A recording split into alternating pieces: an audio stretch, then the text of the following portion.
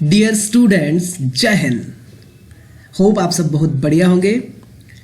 Class 12th की journey को हमने स्टार्ट किया है और अभी तक हम टोटल 4 वीडियोस अपलोड कर चुके हैं। तो होप आपने वो वीडियो देख लिए होंगे। आज हमारे लेक्चर नंबर 5 परमिटिविटी के साथ में काफ़ी इंपॉर्टेंट कॉन्सेप्ट इलेक्ट्रिक चार्जेस और फील्ड का। जब कूलम्स लॉ हम पढ़ते हैं तो एप्सिलॉन नॉट के बारे में या एप्सिलॉन के बारे में हमेशा क्यूरियोसिटी होती है, जिज्ञासा बनी रहती है कि एप्सिलॉन नॉट है क्या। वहाँ पे हमने एक डैश लिख के छोड़ा था कि एप्सिलॉन जो है वो या एप्सिलॉन नॉट जो है वो परमिटिविटी है या परमिटिविटी ऑफ फ्री स्पेस है। तो परमिटिविटी होता क्या है उसके बारे में डिटेल में हम आज डिस्कस करेंगे। इसकी डेफिनेशन, इसके फॉर्मूला, सारी चीज़ों को हम स्टेप बाय स्टेप इस वीडियो में कवर करेंगे। तो मैं अरुण पाटीदार आपका स्वागत करता हूँ फिजिक्स दर्पण में और इस लेक्चर को हम स्टार्ट करते हैं।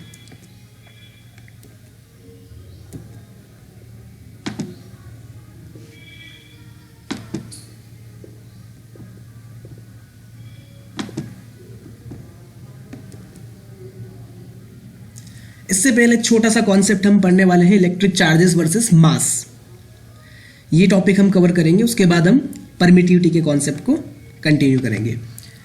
तो इलेक्ट्रिक चार्ज, इसके बारे में काफ़ी कुछ हमने डिस्कस किया था, इसका डेफिनेशन वगैरह देखे थे। इलेक्ट्रिक चार्ज बॉडी को चार्जिंग करने की क्या क्या मेथड्स होती है वो हमने देखा। चार्जेस से रिलेटेड कुछ न्यूमेरिकल प्रॉब्लम्स भी हमने सॉल्व किए। काफ़ी कुछ इसके बारे में हमने कर लिया है। अभी कुछ डिस्कशन हम देखते हैं इलेक्ट्रिक चार्ज और मास से रिलेटेड। तो देखते हैं फर्स्ट डिस्कशन, इलेक्ट्रिक चार्ज जो है वो पॉजिटिव, नेगेटिव या जीरो कुछ भी हो सकता है। हमने देखा है 2 ऑब्जेक्ट लिया था, तो ऑब्जेक्ट को रब करते हैं या कुछ भी उनके बीच में इंटरेक्शन करवा के अगर उनको चार्ज्ड करते हैं तो एक ऑब्जेक्ट पे जो चार्ज आता है उसका अपोजिट चार्ज दूसरे ऑब्जेक्ट पे आता है, अगर उन दोनों ऑब्जेक्ट के बीच में कुछ रिएक्शन हमने, कुछ इंटरेक्शन हमने करवाया है। तो चार्ज पॉजिटिव, नेगेटिव या जीरो कुछ भी हो सकता है, लेकिन मास हमेशा कैसा होता है?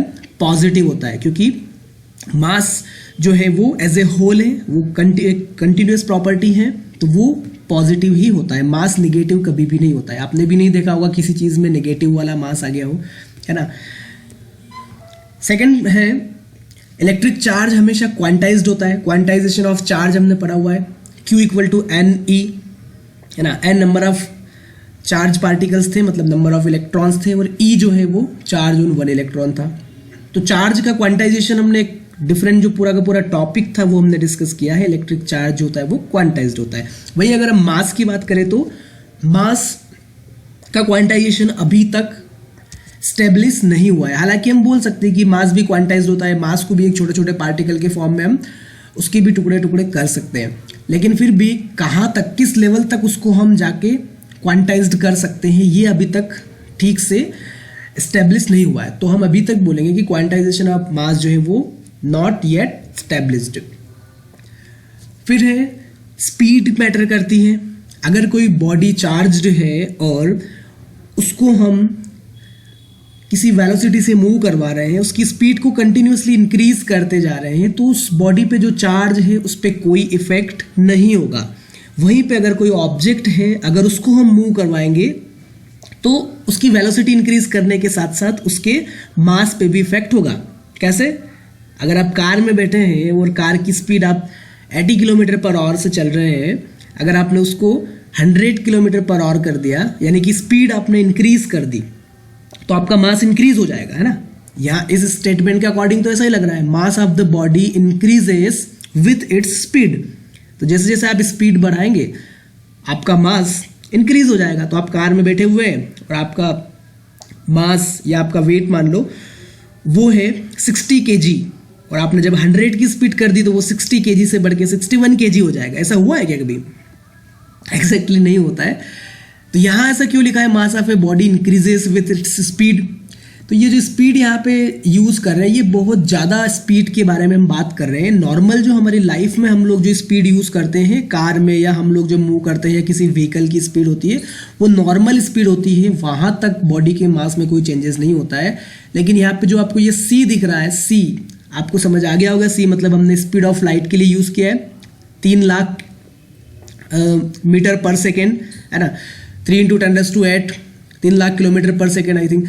तो इतनी ज़्यादा स्पीड जब होती है तब जाके फिर मास में कन्वर्जन होना स्टार्ट होता है। वो कन्वर्ट कहाँ होता है? तो वो कन्वर्ट हो जाता है एनर्जी में, या एनर्जी कन्वर्ट हो जाती है मास में, या वो चेंजेस वहां पे होने लगते हैं जब बहुत ज़्यादा स्पीड हम लोग गेन कर लेते हैं, जो कि जनरल लाइफ में हम लोग नहीं कर पाते, तो हमारा मास कांस्टेंट रहता है। फिर भी हम ये लिख सकते हैं मास ऑफ द बॉडी जो है वो इंक्रीज करता है स्पीड से। ये जो फॉर्मूला लिखा है, ये formula mass of the body का, यहाँ पे हम m लिख सकते हैं, m equal to M not divide by root 1 minus V square divide by C square ना, m equal to small m equal to. तो m नॉट क्या है? m नॉट जो है वो रेस्ट मास है बॉडी का। जब बॉडी रेस्ट पे है या नॉर्मल स्पीड में है तब उसका जितना मास है वो m नॉट है। आपका मान लो 60 kg था तो 60 kg रेस्ट मास है। v जो है ये बॉडी की वेलोसिटी है कि बॉडी किस वेलोसिटी से मूव कर रही है। c अभी हमने बताया स्पीड ऑफ लाइट है, आपको पता है, तो स्पीड ऑफ लाइट यहाँ पे हम पुट करेंगे। तो इस एक्सप्रेशन की हेल्प से हम बॉडी का किसी भी पर्टिकुलर इंस्टेंट पे मास फाइंड आउट कर सकते हैं ना। इसको लिख सकते हैं m equal to M not divide by 1 minus root V square divide by C square. अब यहाँ से आप लोग देख सकते हैं इस छोटे से एक्सप्रेशन से, जैसे जैसे v की वैल्यू यहाँ पे हम इंक्रीज करते जाएंगे ना, ये v की वैल्यू इंक्रीज होगी तो v डिवाइड बाई c की वैल्यू जो है वो भी इंक्रीज होगी, है ना। जब न्यूमरेटर इंक्रीज होता है तो न्यूमरेटर डिवाइड बाई डिनोमिनेटर का जो रिजल्ट निकलता है वो भी इंक्रीज होता है। ओवरऑल ये पूरा का पूरा जो टर्म है इसकी वैल्यू इंक्रीज करेगी जब हम स्पीड इंक्रीज करेंगे, और ये इंक्रीज होगी तो इसको जब 1 में से माइनस करेंगे तो वो टर्म हमको और भी छोटा मिलता जाएगा। v जैसे जैसे बढ़ाते जाएंगे ये पूरी की पूरी जो वैल्यू है ये वैल्यू इंक्रीज करती जाएगी, और ये वैल्यू इंक्रीज करेगी तो उस बड़ी वैल्यू को 1 में से माइनस करेंगे तो रिजल्ट हमको और भी छोटा मिलता जाएगा। और उस छोटी वैल्यू से जब हम m नॉट को डिवाइड करेंगे, जितनी ज़्यादा छोटी वैल्यू से हम डिवाइड करते हैं उतना ज़्यादा बड़ा रिजल्ट हमको मिलता है, तो m नॉट हमको उतना ही ज़्यादा बड़ा मिलता जाएगा। तो यहाँ से हालांकि इतना ज़्यादा चेंज नहीं होता है, जैसा समझ रहे हैं कि 60 kg का है वो 160 kg का हो जाएगा। माइनर चेंजेस होता है, पर वो भी कब? जब बहुत ज़्यादा स्पीड हम गेन कर लेते हैं। यहाँ पे दिख रहा है ना c 3 × 10⁸ मीटर पर सेकेंड, तब जाके तो हम बोल सकते हैं, यहाँ पे इतना ज़्यादा डिटेल में नहीं जाते, मास जो है बॉडी का वो इंक्रीज कर सकता है। नेक्स्ट है चार्ज, वो है स्ट्रिक्टली कंजर्व्ड होता है। तो कंजर्वेशन ऑफ चार्ज हमने पढ़ा हुआ है ना, वही वाली चीजें, nether be created nor be destroyed, है ना। चार्ज को हम ट्रांसफर कर सकते हैं, आइसोलेटेड सिस्टम में चार्ज एक बॉडी से दूसरी बॉडी पे ट्रांसफर हो सकता है, पर चार्ज कंजर्व रहता है। मास जो है वो हमेशा कंजर्व नहीं रहता है, वही चीजें नॉर्मल लाइफ में, नॉर्मल एग्जाम्पल्स में मास भी कंजर्व रहता है, लेकिन जब स्पीड बहुत ज़्यादा हो जाती है उस केस में अगर हम बात करें तो मास कन्वर्ट हो जाता है एनर्जी में। या केमिकल रिएक्शंस की हम जब बात करते हैं, कोई मटेरियल लेते हैं, उस मटेरियल से फिर उसमें से अगर एनर्जी बाहर निकल रही है, एक्सोथर्मिक रिएक्शन की जब हम बात करते हैं तो मास क्या होता है? मास जो है वो एनर्जी में कन्वर्ट हो जाता है। तो अब मास हमारा कंजर्व नहीं रहा, है ना। हालांकि वो एनर्जी में कन्वर्ट हो गया है, डिस्ट्रॉय नहीं हुआ है, वो कन्वर्ट हो गया है, पर हम बोल सकते हैं कि मास हमेशा कंजर्व नहीं रहता है, और चार्ज जो है वो हमेशा कंजर्व रहता है। Charge can not exist without mass, बहुत ही सिंपल है। अगर कोई ऑब्जेक्ट होगा तभी तो उसको हम चार्ज कर पाएंगे, अगर कुछ है ही नहीं तो हम किसको चार्ज करेंगे, है ना। तो चार्ज मास के ऊपर ही तो एग्जिस्ट करता है, मास होगा तभी तो चार्ज होगा। वहीं पे मास जो है वो एग्जिस्ट कर सकता है विदाउट चार्ज के। न्यूट्रल ऑब्जेक्ट भी रहते हैं, अगर हमने उसको चार्ज नहीं किया है तो बहुत सारे ऑब्जेक्ट हैं हमारे डेली लाइफ में, सबके सब न्यूट्रल हैं, तो मास जो है वो विदाउट चार्ज के हो सकता है, लेकिन चार्ज कभी भी विदाउट मास के नहीं हो सकता। फोर्स की बात करेंगे, चार्ज के बीच में जो फोर्स लगता है, 2 और मोर देन 2 चार्ज, जो फोर्स लगता है इलेक्ट्रोस्टैटिक फोर्स, वो अट्रैक्टिव भी होता है, रिपल्सिव भी होता है। हमने पढ़ा है कूलम फोर्स जो देखा था, इलेक्ट्रोस्टैटिक फोर्स अट्रैक्ट भी करता है, रिपल भी करता है। लेकिन मास दो बॉडी के बीच में, अगर जो बॉडी है चार्ज्ड नहीं है, बस मास है, उनके बीच में अगर फोर्स लगता है, वो ग्रेविटेशनल फोर्स हमने देखा हुआ है, तो वो अट्रैक्टिव होता है हमेशा। ग्रेविटेशनल फोर्स कभी भी रिपल्सिव नहीं होता है, तो ये एक डिफरेंस हो गया। Accelerated charge emit radiation, important concept है। चार्ज को एक्सेलरेट करवाएंगे, अगर ये आगे पढ़ोगे आप मैग्नेटिज्म में, चार्ज को जैसे हम एक्सेलरेट करते हैं तो उससे रेडिएशन एमिट होते हैं, है ना, कंटिन्यूसली रेडिएशन एमिट करता है, और मास जो है वो रेडिएशन एमिट नहीं करता है। यूनिट की जब बात करें तो यूनिट होती है चार्ज की, वो कूलम होती है, तो वो डिराइव्ड यूनिट है, यानी कि फंडामेंटल यूनिट नहीं है। क्लास 11th में आपने पढ़ा होगा, 2 टाइप की यूनिट होती है, फंडामेंटल और डिराइव्ड। तो फंडामेंटल यूनिट होती है जो सेपरेट होती है, उनसे मिलके दूसरी यूनिट को हम बनाते हैं। तो यहाँ पे ये जो कूलम है, कूलम को हमने बनाया हुआ है एम्पियर और सेकंड से। तो एम्पियर और सेकंड का जब मल्टीप्लाई करेंगे तो कूलम बनता है। तो एम्पियर फंडामेंटल यूनिट है इलेक्ट्रिक करंट के लिए, सेकंड जो है वो फंडामेंटल यूनिट है टाइम के लिए। तो ये जो फंडामेंटल यूनिट है इनसे मिलके हमने इसको बनाया है। तो चार्ज की जो यूनिट है वो डिराइव्ड यूनिट है, फंडामेंटल यूनिट नहीं है। वहीं पे मास की जो यूनिट है केजी, वो फंडामेंटल यूनिट है, उसको किसी दूसरी यूनिट की हेल्प से नहीं बनाया। फिर ये electrostatic force between different charges में कैंसिल आउट। ये भी हमने देखा है कुछ न्यूमेरिकल क्वेश्चंस में, एक ऑब्जेक्ट पे एक किसी पर्टिकुलर डायरेक्शन में फोर्स लग रहा है, उसी ऑब्जेक्ट पे दूसरे डायरेक्शन में दूसरे चार्ज का फोर्स लग रहा है। तो फोर्स कहीं ना कहीं एक दूसरे को, उसका इफेक्ट रिजल्टेंट जो होता है वो एक दूसरे को कैंसिल आउट कर सकता है अगर इक्वल फोर्स लग रहा है अपोजिट डायरेक्शन में तो। लेकिन ग्रेविटेशनल फोर्स जब भी अलग अलग बॉडीज पे लग रहा है तो वो एक दूसरे को कभी भी कैंसिल नहीं करता है। ठीक है, तो ये एक डिफरेंस हो गया। अब यहाँ पे सिमिलरिटीज की बात कर रहे हैं ना, ये पूरा का पूरा हम कंपैरिजन कर रहे हैं। तो कंपैरिजन के अंदर हमने जो ये फर्स्ट से लेके 9th तक जो पॉइंट देखे थे, ये सब पॉइंट क्या थे, डिफरेंसेस थे। और अब जो 10 और 11 नंबर वाला पॉइंट है ये क्या है, सिमिलरिटीज है दोनों में। तो सिमिलरिटी क्या क्या है, तो दोनों जो है वो इनवर्स स्क्वायर लॉ को फॉलो करते हैं। इनवर्स स्क्वायर लॉ मतलब हमने देखा हुआ है कि जैसे जैसे दोनों चार्ज के बीच का डिस्टेंस इंक्रीज करते जाएंगे तो फोर्स कम होता जाएगा। ग्रेविटेशनल फोर्स में भी ऐसा ही होता है, जैसे जैसे डिस्टेंस इंक्रीज करते जाएंगे फोर्स कम होता है, वो भी स्क्वायर के प्रोपोर्शनल होता है, इनवर्स स्क्वायर के प्रोपोर्शनल होता है। तो ये चीजें। और लास्ट पॉइंट है इलेक्ट्रोस्टैटिक फोर्स एक्ट करता है line joining the centre of charges. ये भी हमने देखा हुआ है, दोनों चार्ज के सेंटर को ज्वाइन करने वाली जो लाइन होती है उस लाइन के अलोंग ही फोर्स वर्क करता है, चाहे वो अट्रैक्टिव हो या रिपल्सिव हो, पर उस लाइन के अलोंग ही वो फोर्स अप्लाई करेगा। वैसे ही ग्रेविटेशनल फोर्स का होता है सेंटर ऑफ मास करके आगे एक टॉपिक है, उसके में हम डिटेल में इसको डिस्कस करेंगे। बाकी दोनों के दोनों फोर्स उस लाइन के अलोंग ही वर्क करते हैं।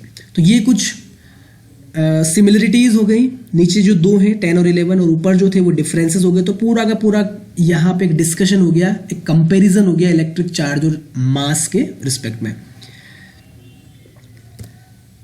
नेक्स्ट हम लोग पढ़ेंगे इलेक्ट्रिकल परमिटिविटी, जो कि हमारा मेन टॉपिक था आज, हमको इसके बारे में डिस्कशन करना था। इलेक्ट्रिकल परमिटिविटी या सिंपल इसको परमिटिविटी भी बोलते हैं या एब्सोल्यूट परमिटिविटी वर्ड भी यूज कर लेते हैं, है ना। तो इसमें कंफ्यूज नहीं होना है।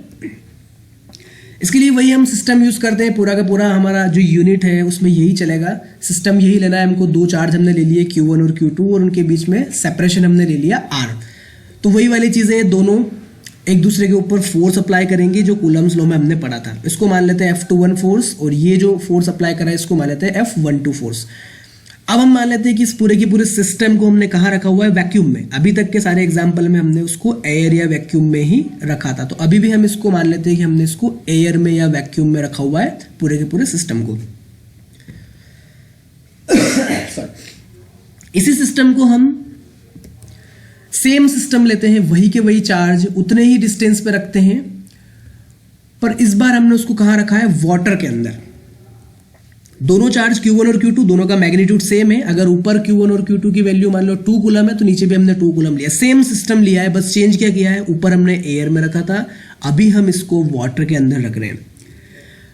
तो इन दोनों चार्जेस के बीच में ये जो फोर्स लग रहे हैं F21 और F12, वाटर के अंदर भी इनके बीच में ये F12 और F21 फोर्स लग रहे हैं। क्या ये फोर्स इक्वल रहेंगे या अलग अलग होंगे? वेरी गुड, सबका आंसर यही है आपका। सब लोग बोल रहे हैं कि ये फोर्स अलग अलग रहेंगे। बहुत बढ़िया। अलग अलग क्यों रहे हैं, हमको दिख रहा है भाई मीडियम अलग अलग है, अलग अलग मीडियम में एक सिस्टम रखा हुआ है, तो उसके बीच में जो भी चेंजेस होगा वो भी अलग अलग होगा। तो यहाँ पे भी मीडियम के अकॉर्डिंग ही वो फोर्स वेरी करेगा। मीडियम पे फोर्स डिपेंड कर रहा है, इंपॉर्टेंट इंस्ट्रक्शन है। मीडियम पे ये जो फोर्स लग रहा है, कूलम फोर्स बोल सकते हैं, इलेक्ट्रोस्टैटिक फोर्स बोल सकते हैं, वो मीडियम पे डिपेंड कर रहा है। मीडियम पे कैसे डिपेंड कर रहा है, तो उसको डिफाइन करने के लिए हमने एक वर्ड यूज किया है, परमिटिविटी। परमिट करना यानी अलाउ करना। तो हम थोड़ा सा इसको देख लेते हैं, उसके बाद डेफिनेशन पे जाएंगे। पहले समझ लेते हैं होता क्या है। अभी हमने इतना समझा है कि एक ही तरह के चार्ज को अलग अलग मीडियम में रखने से उनके बीच में जो इलेक्ट्रोस्टैटिक फोर्स लगता है वो अलग अलग लगता है। प्रैक्टिकली देखते हैं, प्रैक्टिकली अगर ऐसे सिस्टम हम लेते हैं, इनको रख के देखा तो कितना लगता है, तो ये ऐसा कुछ रिजल्ट निकल के आया कि जो वाटर के अंदर हमने फोर्स मेजर किया था किसी भी चार्ज को लेके, चार्ज आप कुछ भी ले सकते हैं, 2 कूलम 3 कूलम 5 कूलम, पर जो यहाँ लिया था वो यहाँ भी लेना है फिर, है ना। तो वो चार्ज लेके जब इन्होंने एक्सपेरिमेंट किया तो एक्सपेरिमेंटली ये डेटा हमको निकल के आया कि वाटर के अंदर जो फोर्स लगता है वो 1/80 टाइम्स होता है एयर में जो फोर्स लगता है उसके, यानी कि वाटर में जो फोर्स है वो बहुत कम लग रहा है ना। इसको ऐसे भी लिख सकते हैं, Fe air equal to 80 into Fe water, यानी एयर में जब हम चार्ज को रखेंगे या वैक्यूम में जब उन चार्जेस को रखेंगे तो उनके बीच में जो फोर्स लगेगा वो वाटर के रिस्पेक्ट में 80 टाइम्स 80 गुना ज़्यादा लगेगा। एयर में या वैक्यूम में फोर्स वाटर के रिस्पेक्ट में या वाटर की तुलना में 80 गुना ज़्यादा फोर्स लग रहा है। तो ऐसा क्या हो रहा है कि हवा में बहुत ज़्यादा फोर्स लग रहा है उन्हीं चार्जेस के बीच में, पानी में बहुत कम फोर्स लग रहा है उन्हीं चार्जेस के बीच में, चार्ज तो वही है, डिस्टेंस भी वही है। तो इसका जो रीज़न है वो होता है परमिटिविटी। और परमिटिविटी मतलब क्या है कि कोई भी मीडियम है उस मीडियम की अपनी एक प्रॉपर्टी होती है, जैसे कि हमने देखा था ऑब्जेक्ट में या मटेरियल में प्रॉपर्टी होती है इनर्शिया, है ना। इनर्शिया की वजह से ऑब्जेक्ट अपनी पोजीशन में जो चेंज होता है उसकी स्टेट में, अगर वो मोशन में है तो मोशन में रहेगा, रेस्ट में है तो रेस्ट में रहेगा, ये सब चीज़ें हमने पढ़ा हुआ है। तो इनर्शिया जैसी एक प्रॉपर्टी होती है हमारी मीडियम की, वैसे ही एक परमिटिविटी करके प्रॉपर्टी होती है मीडियम की। ये प्रॉपर्टी उस मीडियम को परमिट करती है कि उसके बीच में, उस मीडियम में अगर कोई पार्टिकल्स हैं या अगर कोई चार्ज्ड बॉडीज है तो उनके बीच में जो फोर्स लग रहा है उस फोर्स को वो डिक्रीज करे, उस फोर्स को वो अपोज करे। हमने देखा ना वायर के अंदर करंट फ्लो होता है तो वायर के पार्टिकल क्या करते हैं, करंट को फ्लो करने से अपोज करते हैं, है ना। वैसे ही यहाँ पे भी मीडियम के जो पार्टिकल्स हैं, या ऐसा बोल सकते हैं कि मीडियम की अपनी खुद की एक प्रॉपर्टी होती है कि वो उस मीडियम में जो चार्ज रखा हुआ है उस चार्ज के बीच में जो फोर्स लग रहा है उस फोर्स को डिक्रीज करने की कोशिश करता है। अब ये बात अलग है कि कोई मीडियम ज़्यादा डिक्रीज कर देता है, कोई मीडियम कम डिक्रीज करता है, उसको डिक्रीज कर देता है। तो ये जो प्रॉपर्टी होती है डिक्रीज करने की, इसको बोलते हैं परमिटिविटी।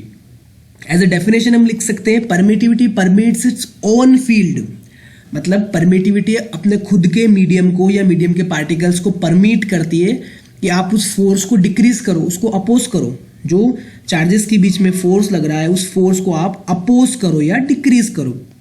तो ऐसा बोल सकते हैं हम permittivity permits its own field, खुद को परमिट करता है। यहाँ से हम ये भी समझ सकते हैं मीडियम की परमिटिविटी ज़्यादा है, मतलब वो अपने पार्टिकल्स को ज़्यादा परमिट कर रहा है, आप जाके ज़्यादा उसको डिक्रीज करो। एक और डेफिनेशन के फॉर्म आप ऐसा भी लिख सकते हैं जो बुक में लिखा हुआ रहता है ना, कि ये इलेक्ट्रिक फोर्स को डिटरमाइन करता है। मतलब परमिटिविटी अगर हमको पता है तो हम बता सकते हैं कि किस मीडियम में फोर्स ज़्यादा लगेगा, किस मीडियम में फोर्स कम लगेगा। तो ये है पूरा का पूरा कॉन्सेप्ट परमिटिविटी का। ज़्यादा कंफ्यूज होने की ज़रूरत नहीं है, इसमें सिंपल यही बताया है कि परमिटिविटी एक मीडियम की अपनी एक प्रॉपर्टी होती है जो कि उस फोर्स को, इलेक्ट्रोस्टैटिक फोर्स को डिक्रीज करने की कोशिश करती है। चलिए इसके कुछ पैरामीटर्स हम देख लेते हैं, की पॉइंट देख लेते हैं जो कि हमें एग्जामिनेशन पर्पस से इंपॉर्टेंट है। ये फॉर्मूला हमने यूज किया था इलेक्ट्रोस्टैटिक फोर्स का। यहाँ पे जो एप्सिलॉन लिखा है ये 1/4 पाई के बाद ये जो एप्सिलॉन लिखा हुआ है, ये एप्सिलॉन जो होता है इसी से हम डिनोट करते हैं परमिटिविटी को। एप्सिलॉन को बोलते हैं परमिटिविटी ऑफ मीडियम। इसको एब्सोल्यूट परमिटिविटी भी बोल सकते हैं, है ना। और जब इसमें नॉट लगा देते हैं यहाँ पे तो इसको बोलते हैं परमिटिविटी ऑफ फ्री स्पेस या एयर। यहाँ पे हमको वाटर की निकालना है तो एप्सिलॉन और इसको जीरो को हटा के यहाँ पे डब्ल्यू लिख देते हैं, एप्सिलॉन डब्ल्यू, तो हो जाता है परमिटिविटी ऑफ वाटर की। तो एयर या वैक्यूम के लिए ये जीरो लगाते हैं, इसको नॉट पढ़ते हैं एप्सिलॉन नॉट। तो एप्सिलॉन नॉट जब भी लिखा हो मतलब हम फ्री स्पेस की बात कर रहे हैं या एयर की बात कर रहे हैं, तो ये हो जाता है एयर की परमिटिविटी। अब ये चीज हमको क्लियर है प्रीवियस एग्जांपल से कि ये बहुत इंपॉर्टेंट कॉन्सेप्ट है। ये सर्कल के अंदर जो बना हुआ है, एप्सिलॉन जैसे जैसे इंक्रीज करता है, यानी इंक्रीज क्या करना है, मतलब जिस मीडियम का एप्सिलॉन या जिस मीडियम की परमिटिविटी ज़्यादा है उस मीडियम में फोर्स कम लगेगा। अभी हमने देखा एयर में फोर्स ज़्यादा लग रहा था, है ना, वाटर में फोर्स कम लग रहा था। तो वाटर में फोर्स कम लग रहा था क्योंकि वाटर की परमिटिविटी ज़्यादा थी। जिसकी परमिटिविटी ज़्यादा, उस मीडियम में चार्ज पे फोर्स कम लगेगा। ये बहुत इंपॉर्टेंट कॉन्सेप्ट है, यही पूरा का पूरा कंक्लूजन है ना। ये जो फॉर्मूला था इसमें एप्सिलॉन नॉट करके हमने लिखा हुआ है, तो एप्सिलॉन नॉट लिखा हुआ है मतलब सिंपल है, Q1 और Q2 जो चार्ज है ये कहाँ रखे हुए, ये वैक्यूम में रखे हुए हैं। अब आपसे कभी पूछे, ऑब्जेक्टिव क्वेश्चंस आ जाते हैं कि एप्सिलॉन की वैल्यू मिनिमम कब होती है, तो एप्सिलॉन की वैल्यू मिनिमम कब होती है, एप्सिलॉन नॉट, है ना, वैक्यूम में। वैक्यूम में ही एप्सिलॉन की वैल्यू सबसे कम होती है। ऐसा बोल सकते हैं कि सबसे ज़्यादा फोर्स कहाँ लग सकता है चार्जेस के बीच में, तो वो वैक्यूम में लग सकता है या एयर में लग सकता है। बाकी के मीडियम में तो परमिटिविटी बढ़ती जाती है ना, मीडियम के अकॉर्डिंग परमिटिविटी इंक्रीज होती जाती है, तो परमिटिविटी जितनी ज़्यादा रहेगी फोर्स उतना कम लगता है। तो एयर की परमिटिविटी सबसे कम होती है और एयर में या वैक्यूम में सबसे ज़्यादा फोर्स लगता है। तो ये आप याद रखना है इसको, इसी चीज़ को। फोर्स मैक्सिमम होता है एयर में, तो एफ नॉट मैक्सिमम होता है। एफ नॉट मतलब फोर्स इन वैक्यूम या फोर्स इन एयर, और एप्सिलॉन नॉट मतलब परमिटिविटी ऑफ फ्री स्पेस या permittivity of air.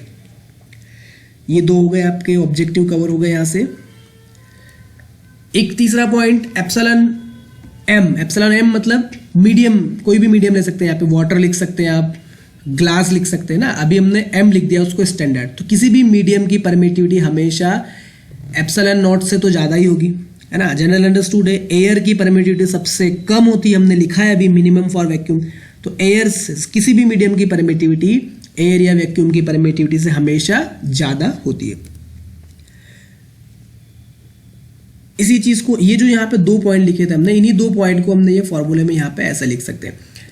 Epsilon F M हमेशा छोटा होगा एफ नॉट से, less than two F not, यानी मीडियम में फोर्स हमेशा कम लगेगा कंपैरिजन टू एयर से, क्योंकि एयर की परमिटिविटी सबसे कम होती है, तो एयर में फोर्स सबसे ज्यादा लगता है, वैक्यूम या एयर। वैल्यूज कुछ है, ये वैल्यूज आपको याद रखना पड़ेगी, हालांकि कभी कभी न्यूमेरिकल में मिल जाती, कभी कभी नहीं मिलती, तो ये आपको याद रखना पड़ेगी। एप्सिलॉन नॉट यानी कि एयर के अंदर एयर की परमिटिविटी या वैक्यूम की परमिटिविटी या फ्री स्पेस की परमिटिविटी कितनी होती है, तो यहां से वैल्यू देखना 8.85 इंटू 10⁻⁻12। इसका यूनिट भी बहुत इंपॉर्टेंट है, ये भी आपको याद रखना है, कूलम स्क्वायर पर न्यूटन इंटू मीटर स्क्वायर। हालांकि यूनिट आप यहां से निकाल भी सकते हैं इस फॉर्मूले से। एप्सिलॉन नॉट की यूनिट निकालना है तो एप्सिलॉन नॉट को उठा के यहाँ एफ की जगह रखो, एफ को उठा के यहाँ नीचे रखो, और फिर यूनिट देखो, Q1 Q2 की यूनिट क्या है, कूलम स्क्वायर, नीचे एफ आ जाएगा तो एफ की यूनिट क्या हो जाएगी, न्यूटन, और आर क्या है, डिस्टेंस है, इसकी यूनिट मीटर है तो मीटर स्क्वायर, तो यूनिट बन जाएगी आपकी कूलम स्क्वायर पर न्यूटन इंटू मीटर स्क्वायर, या कूलम स्क्वायर न्यूटन -1 मीटर -2 ऐसा भी लिखते हैं, या इसको ऐसा भी लिखते हैं फैराड पर मीटर। तो ये आगे हम पढ़ेंगे नेक्स्ट चैप्टर में, कैपेसिटर वाले चैप्टर में, फैराड पर मीटर, वहां पे भी हमको इसके बारे में पढ़ना है। तो दोनों इसकी यूनिट है, एप्सिलॉन नॉट परमिटिविटी की यूनिट है ना, कूलम स्क्वायर पर न्यूटन इंटू मीटर स्क्वायर। ऐसे ही वाटर की बात करें तो वाटर की परमिटिविटी होती है 7.12 10⁻⁻10। ये जो वैल्यूज है ये सब एब्सोल्यूट वैल्यू है। एब्सोल्यूट मतलब ये सेल्फ, इस मीडियम के बारे में हम बात कर रहे हैं, इस मीडियम की खुद की परमिटिविटी इतनी है, किसी से कंपेयर नहीं किया है, इसकी सेल्फ की परमिटिविटी इतनी है। कंपेयर करेंगे तो आगे हम पढ़ेंगे रिलेटिव परमिटिविटी वाले टॉपिक में कि कंपेरिजन करते हैं तो फिर उसको क्या बोलते हैं। अभी सेपरेट हम जब वाटर की परमिटिविटी की बात कर रहे हैं कि इतनी होती है, मतलब ये वाटर की एब्सोल्यूट परमिटिविटी है। तो एब्सोल्यूट वर्ड से कंफ्यूज मत होना, एब्सोल्यूट वर्ड का मतलब सिंपल है, सेल्फ, उस खुद के मीडियम की परमिटिविटी इतनी है। ग्लास के लिए बात करें तो ये नंबर है, हालांकि ये ग्लास और वाटर का आपको याद करने की जरूरत नहीं पड़ेगी। एप्सिलॉन नॉट जो है ये आपको याद रखना है।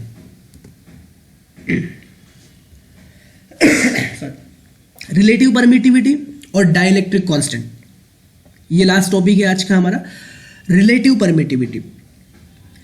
अभी परमिटिविटी के बारे में हमने डिस्कशन किया, अब रिलेटिव है तो नाम से हमको समझ में आ रहा है कि हम किसी न किसी चीज को रिलेट करने जा रहे हैं।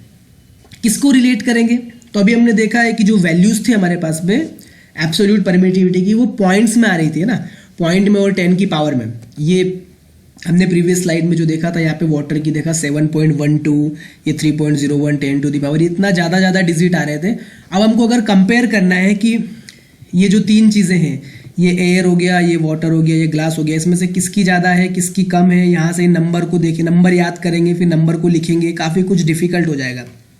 तो हमने क्या किया, सारे मीडियम की जो परमिटिविटी है उनको एयर के साथ में कंपेयर कर लिया, है ना। जैसे क्लास 10th में आपने रिफ्रैक्टिव इंडेक्स पढ़ा होगा, है ना, रिलेटिव रिफ्रैक्टिव इंडेक्स।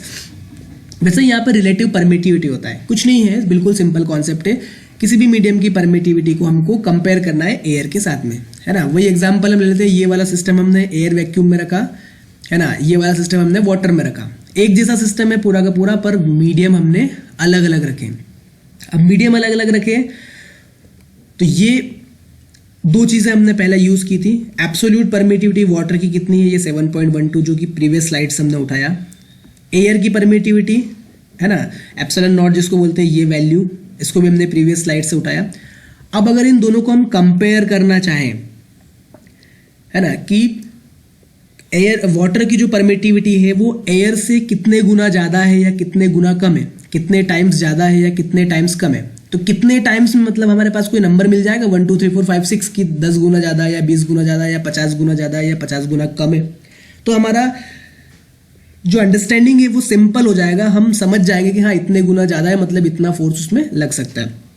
तो हम क्या करेंगे, अगर हम वाटर को डिवाइड करते हैं, परमिटिविटी ऑफ वाटर को डिवाइड करते हैं परमिटिविटी ऑफ फ्री स्पेस से, epsilon W divide by epsilon not निकालते हैं तो हमको AT मिलता है। मतलब ये जो वैल्यू है पूरी की पूरी, इस वैल्यू को डिवाइड करते हैं इस वाली वैल्यू से, 8.5 वाली वैल्यू से, तो हमको मिलता है एट 0। क्या कंक्लूजन निकला, यानी हमको निकला एट एप्सिलॉन W या permittivity of water equal to 80 times of permittivity of free space, यानी वाटर की परमिटिविटी एयर की परमिटिविटी या फ्री स्पेस की परमिटिविटी से 80 गुना 80 टाइम्स 80 गुना ज़्यादा है। तो ये हमने क्या किया, कंपैरिजन कर लिया, कुछ भी नहीं किया अलग से। एयर के साथ में या फ्री स्पेस के साथ में वाटर को हमने कंपेयर कर लिया। ऐसे ही हम सारे के सारे मीडियम की परमिटिविटी को एयर के साथ में या वैक्यूम के साथ में ऐसा डिवाइड करके एक रिजल्ट निकाल लेते हैं। जैसे यहाँ पे हमको AT मिला तो हम क्या बोलेंगे, हम बोल देंगे कि जो रिलेटिव परमिटिविटी है वाटर की वो क्या हो गई, AT हो गई। अब हम ये इतने सारे डेसिमल वैल्यूज का यूज नहीं करेंगे, कुछ नहीं करेंगे, हम सिर्फ ये सिंपल स्टेटमेंट लिखेंगे कि epsilon R of water equal to AT। ये जो स्टेटमेंट हमने लिखा है कि रिलेटिव परमिटिविटी वाटर की AT है, तो यहाँ से हमको समझ में आ रहा है कि वाटर की परमिटिविटी फ्री स्पेस की या एयर की परमिटिविटी से 80 गुना ज़्यादा है। अगर यहाँ लिखा होता कोई दूसरा मीडियम होता, मान लो M, तो हम बोलते हैं कि मीडियम M की परमिटिविटी, यहाँ लिखा होता कि epsilon R of rubber is, मान लो यहाँ लिखा होता 50, सपोज एग्जैक्ट डाटा नहीं है, मान लो यहाँ लिखा होता 3, है ना। एप्सिलॉन R ऑफ रबर हमारा मीडियम है, उसकी रिलेटिव परमिटिविटी 3 है, मतलब हम बोलते हैं कि उसकी परमिटिविटी एयर के रिस्पेक्ट में 3 गुना ज़्यादा है। तो रिलेटिव मतलब हम उसको रिलेट कर रहे हैं एयर से या वैक्यूम से। किसी भी मीडियम को एयर या वैक्यूम से रिलेट करने पे जो भी परमिटिविटी मिलती है उसको बोलते हैं रिलेटिव परमिटिविटी। वो एक नंबर होता है, आपको एक टेबल मिलेगी उसमें अलग अलग परमिटिविटी होती है। वाटर की आपको याद रखना है AT, या AT1 भी यूज़ करते हैं कभी कभी। तो ये फॉर्मूला हम यूज़ कर सकते हैं रिलेटिव परमिटिविटी का। हम बोल सकते हैं relative permittivity equal to medium की permittivity divide by free space की या एयर वैक्यूम की परमिटिविटी। मीडियम कौन सा, जो भी मीडियम आप लेना चाहते हैं, जिसको भी आप कंपेयर करना चाहते हैं। वाटर को कंपेयर कर रहे हैं एयर से, रबर को कंपेयर कर रहे हैं एयर से, ऑयल को कंपेयर कर रहे हैं एयर से, किसी सॉल्यूशन को कंपेयर कर रहे हैं एयर से। तो जिसको भी कंपेयर करना है उसको यहाँ रखना है, उसकी परमिटिविटी, उसकी एब्सोल्यूट परमिटिविटी यहाँ रखना है। डिवाइड में हमको हमेशा एयर या फ्री स्पेस की परमिटिविटी को रखना है। तो ये जो रिजल्ट निकल के आता है उसको बोलते हैं रिलेटिव परमिटिविटी। यहाँ से डेफिनेशन भी हम लोग लिख सकते हैं, relative permittivity epsilon R is the ratio of permittivity of the medium to the permittivity of free space. Medium की परमिटिविटी और फ्री स्पेस की परमिटिविटी, या मीडियम की परमिटिविटी और एयर की परमिटिविटी, या मीडियम की परमिटिविटी और वैक्यूम की परमिटिविटी का जो रेशो होता है उसको बोलते हैं relative permittivity of the medium. तो ये हमारा एक इंपॉर्टेंट रिजल्ट निकल के आया। यहाँ से हम इसको ऐसा भी लिख सकते हैं इस फॉर्म में कि epsilon M equal to epsilon R into epsilon not, दोनों एक ही फॉर्मूले हैं। ये याद रखो, ज़्यादा अच्छा है, फर्स्ट वाला कॉन्सेप्चुअल है तो याद भी रह जाएगा, उसको याद रखने की ज़रूरत नहीं है। इसके बाद एक रिजल्ट और निकल के आता है यहाँ से, एफ ऑफ मीडियम, है ना। अब परमिटिविटी हमने निकाल ली, रिलेटिव परमिटिविटी निकाल ली, तो फोर्स भी निकालना है। तो फोर्स निकालने के लिए ये फॉर्मूला यूज कर सकते हैं, force in any medium equal to force in vacuum divide by relative permittivity. अब रिलेटिव परमिटिविटी किसकी, इसी मीडियम की, जो मीडियम हम यहाँ पे लिख रहे हैं। जिस मीडियम में हमको फोर्स निकालना है उस मीडियम की रिलेटिव परमिटिविटी अगर हमको पता है और वैक्यूम में फोर्स पता है तो हम उस मीडियम में भी फोर्स निकाल सकते हैं। तो ये दोनों फॉर्मूले की हेल्प से हम सारे के सारे न्यूमेरिकल प्रॉब्लम सॉल्व कर सकते हैं रिलेटेड टू परमिटिविटी। और एक कूलम वाला formula, coulomb force quantization formula, ये 2-3 तो हमको पता है।